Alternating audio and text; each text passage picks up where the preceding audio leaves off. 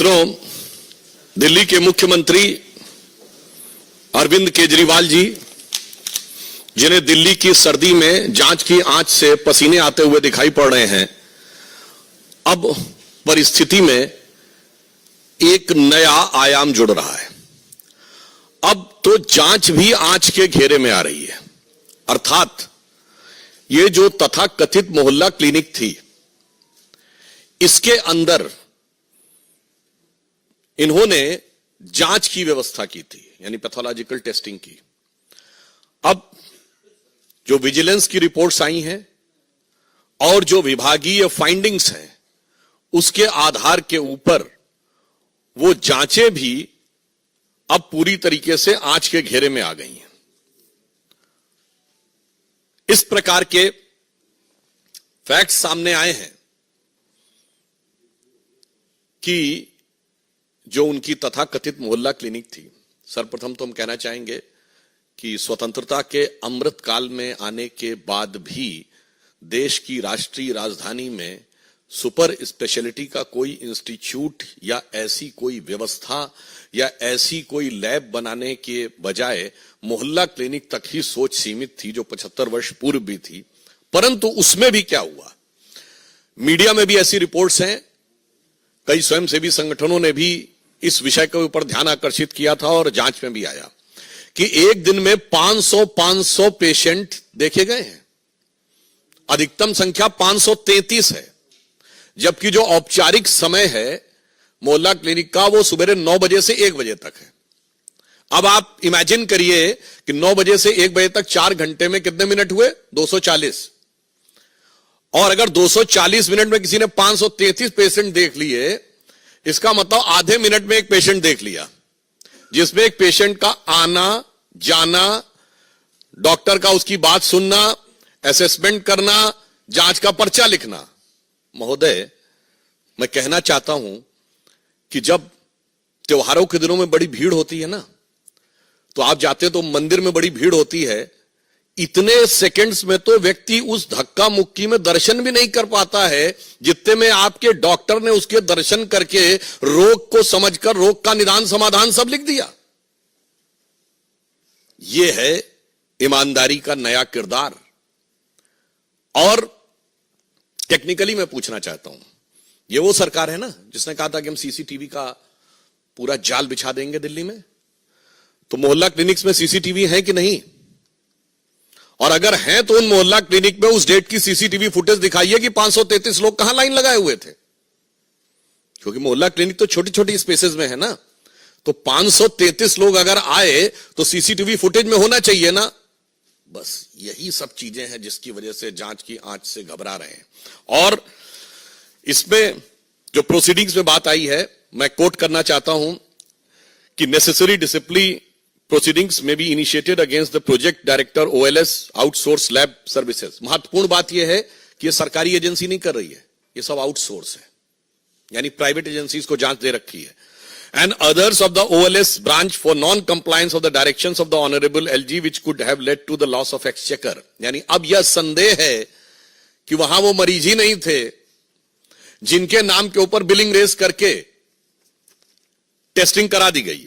A detailed vigilance inquiry may be conducted to bring out the quantum of loss of the exchequer to the collusion of the director and support staff with the private agencies। अब जो उपराज्यपाल महोदय ने ये लिखा है और ये अब पब्लिक डोमेन में है मीडिया में, उसके बिंदु क्रमांक 33 पे देखें तो लिखा हुआ tens of thousands of tests were recommended prima facie to the ghost patient, यानी जिनका अस्तित्व ही नहीं था। यही अंतर है। हमारे प्रधानमंत्री श्री नरेंद्र मोदी जी के द्वारा हर चीज डिजिटली ट्रांसफर होती है, इसीलिए ये लोग आधार का भी विरोध करते थे, क्योंकि यदि व्यक्ति का आधार कार्ड है और डिजिटली उसके अकाउंट में ट्रांसफर हो रहा है तो उसमें किसी भी प्रकार का झोल होने की संभावना नहीं है। पर यहां पर फिर empirical data proving entry of the fake mobile numbers, blank mobile numbers of the fictitious patients, fake attendance of the doctors and fictitious data of the patient established with a widespread corruption, manipulation of the documents, forgery of the record with the sole intention to loot the government exchequer and extended under the benefit of the private parties operating at AAMC as well as the dispensaries, polyclinic and hospitals of the Delhi government. यानी अब ये बहुत साफ हो गया कि पहले आपने मोहल्ला क्लिनिक बनाई, फिर उसमें जांच, पहले मामूली जांच होती थी, फिर बड़ी जांच की व्यवस्था की, फिर वो सब आउटसोर्स कर दी। यानी कुछ कुछ वैसा ही जैसा शराब घोटाले में हुआ था, कदम कदम रफ्ता रफ्ता बढ़ाते हुए, और फिर उसमें फेक पेशेंट्स और फेक बिल रेज करने की बातें मीडिया में आ रही हैं। यानी अभी तक तो दारू का घोटाला था, अब दवा का घोटाला भी हो गया। यानी दवा और दारू दोनों में घोटाला करके कौन दिखा रहा है? स्वघोषित भारत रत्न विभूषित, जिन्होंने अपने को ही भारत रत्न दे रखा है कट्टर ईमानदारी का। तो मैं कह सकता हूं कि विपश्यना के ध्यान से लेकर और चुनाव प्रचार तक की समस्त नाटकीयता के मध्य कट्टर ईमानदारी का यह किरदार पूरी तरीके से तार तार हो गया है। अब हम यह भी कहना चाहते हैं कि आज वो कहने का प्रयास कर रहे हैं, अभी उन्होंने प्रेस कॉन्फ्रेंस में कहा कि वो सीबीआई से सवाल पूछ रहे हैं। साहब, बवाली अब सवाली बन गए, जिन्होंने राजनीति की शुरुआत ही, अब ये मैं बवाली शब्द ऐसे नहीं कह रहा हूं, ये बताइए, आप सबने देखा था ना कि सीढ़ी लगाकर तार काट रहे थे, यह नेता का किरदार है। 26 जनवरी के दिन धरना कर रहे थे, यह जिम्मेदार राजनीतिक व्यक्तित्व का किरदार है। इसलिए मैंने कहा, और याद करिए 2014 के समय भारतीय जनता पार्टी के कार्यालय के ऊपर आके पथराव किया था, जिसमें इनकी सर्वोच्च समिति के सदस्य थे, जैसे हमारे यहां पार्लियामेंट्री बोर्ड है। इसलिए मैंने कहा अब बवाली अब सवाली बन गए हैं, और सवाल किससे पूछ रहे हैं? जांच एजेंसी से। मतलब इसे शब्दशः ना लिया जाए, वैसे तो सारी जनता उस भाव को समझती है। हिंदी में एक कहावत होती ना कि उल्टा चोर कोतवाल को डांटे। आज उसी किरदार को वो दिखाने का प्रयास कर रहे हैं। और जहां तक टेक्निकलिटी की बात है, तो अगर उनको लगता है कि कोई टेक्निकल इश्यू है तो वो न्यायालय से जाकर समाधान प्राप्त कर सकते थे, मगर यहां टेक्निकल नहीं, मॉरल इश्यू है। यहां न्यायिक विषय नहीं है, यहां नैतिक विषय है। और केजरीवाल जी का वहां जाने से बचना यह स्वतः प्रमाणित करता है कि उनको यह पता है कि वो इस जांच की आंच से बच नहीं सकते, क्योंकि के अरविंदन ने बाकायदा बयान दिया हुआ है अप्रूवर बनके कि उनकी उपस्थिति में इतने प्रतिशत से इतने प्रतिशत बढ़ाकर शराब घोटाले में कमीशन की बात हुई और उसके इस प्रकार के वितरण की बात हुई। उन्हें यह बात पता है, इसलिए यह मैं कह सकता हूं कि यह उनकी गलती की स्वीकारोक्ति है। By consistently avoiding to appear before the agencies is nothing but is an tacit acceptance of his legal fault। जांच एजेंसी के सामने अनेक बहाने बनाकर अनुपस्थिति रखना प्रकारांतर से उनकी अपनी गलती या भ्रष्टाचार की स्वीकारोक्ति है। और पुनः यह एक विचित्र भ्रष्टाचार का मामला है, जिसमें जांच शुरू होते ही पॉलिसी विड्रॉ कर ली गई थी, और पॉलिसी विड्रॉ करने के बाद उसको डिफेंड किया जाता है मीडिया में आके। आपने ऐसी, ये है नई राजनीति, ये नई राजनीति का किरदार है। जो कहते हैं कि आज ही उनके प्रवक्ता बोल रहे हैं कि हर हाल में वो रहेंगे, हम ये नहीं कह रहे हैं।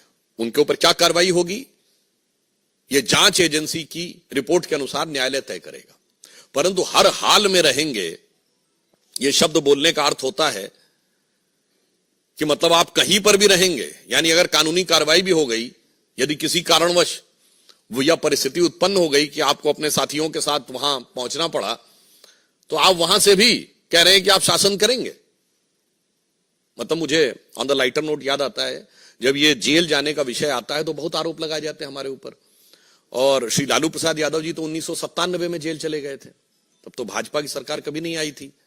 और मोदी जी उस समय तक तो भाजपा के शायद राष्ट्रीय महासचिव ही थे, और अमित शाह जी का तो शायद बहुतों ने नाम भी नहीं सुना होगा उस जमाने में। वो आरोप लगाते हैं 2014 के बाद। पर मुझे याद आता है उस समय पत्रकारों ने पूछा था, आप लोग जाके चेक करिएगा लालू जी से, कि आप अब कैसे शासन चलाएंगे।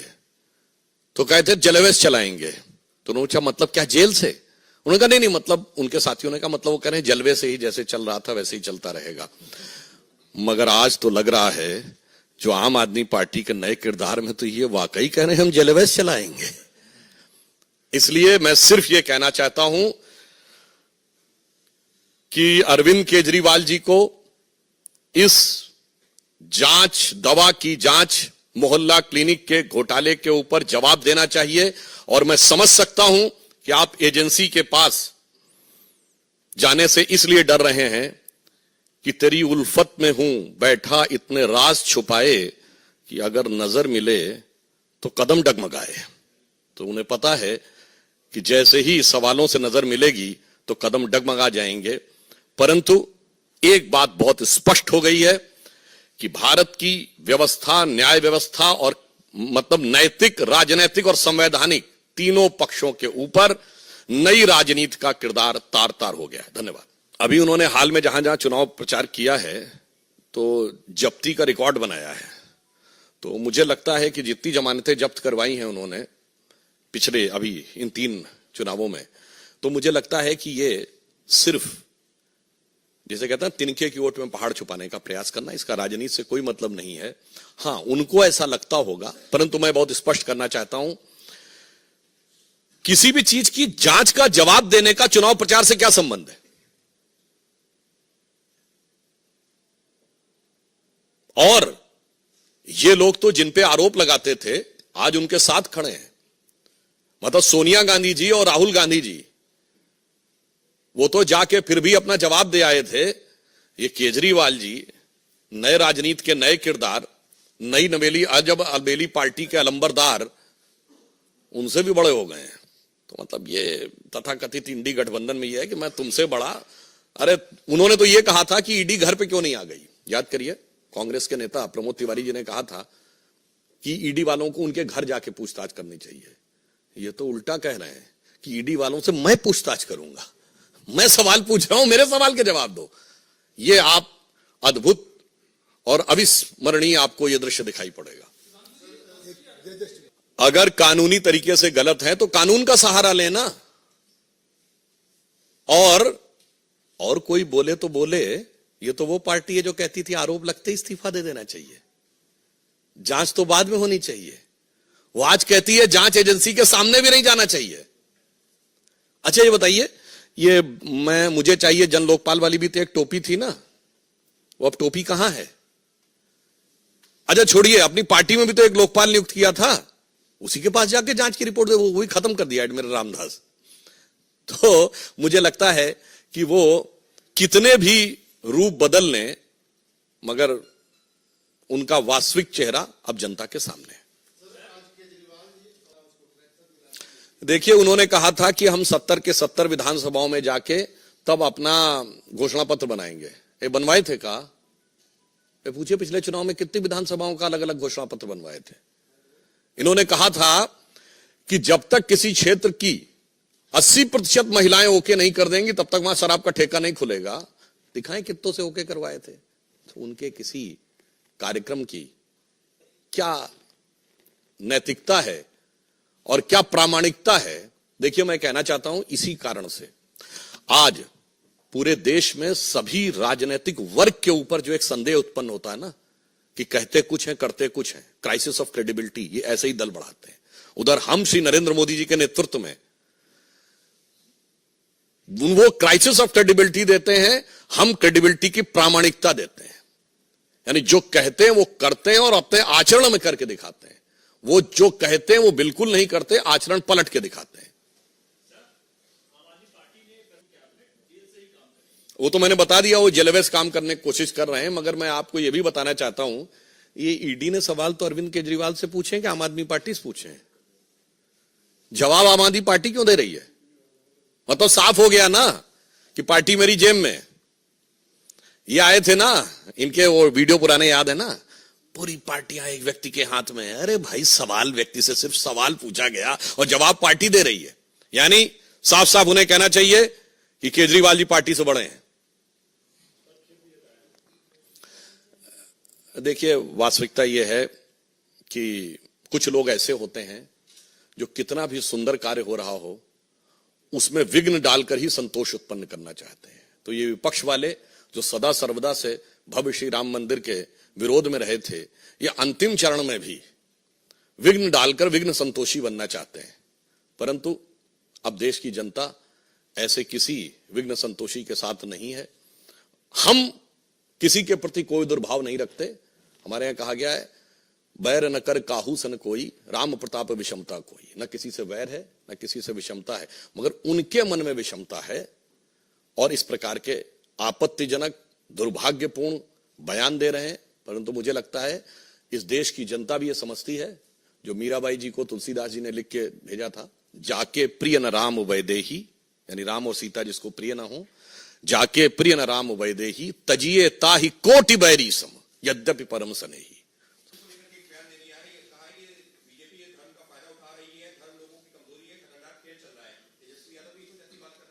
इसमें कुछ नया है क्या? ये तो सुनते सुनते हम लोग बचपन से किशोरावस्था से युवावस्था पार करके प्रौढ़ावस्था की दहलीज पे आ गए। वही पुराना बहाना, वही पुराना तराना, वही पुराना अफसाना जो हकीकत नहीं बन पाया है। तो ये लोग जो लगातार बोल रहे हैं और उसके बाद जबकि ये असफल भी हो रहे हैं, तो मैं इसके लिए भी वो पंक्ति बता देता हूं जो मैंने पार्लियामेंट में बोली थी। ये राम मंदिर के विरोध की और मुस्लिम तुष्टीकरण की नाव पर सवार होकर जो मंजिल पाने की कोशिश में हैं, तो उनके लिए कहना चाहता हूं कि कश्ती भी नहीं बदली और दरिया भी नहीं बदला। कश्ती भी नहीं बदली, दरिया भी नहीं बदला, पर इन डूबने वालों का जज्बा भी नहीं बदला। है शौक सफर ऐसा, एक उम्र हुई हमने, मंजिल भी नहीं पाई, रास्ता भी नहीं बदला। धन्यवाद।